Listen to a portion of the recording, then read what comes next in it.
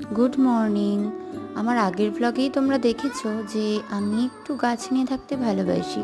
এই ছোট্ট গাছটি আমাকে আমার নাচের স্কুলের একটি দিদি আমাকে গিফট করেছিল। এখন যদিও গাছটি বড় হয়ে গেছে।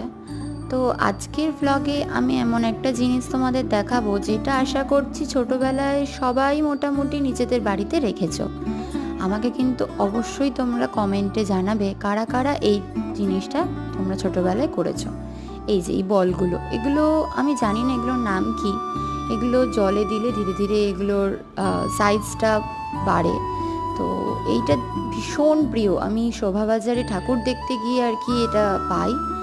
আর সন্ধ্যাবেলা ভাই একটু স্যান্ডউইচ করে দিয়েছিল, তারপরে একটু বাড়িতে বানানো ফুচকা খেয়ে নিলাম।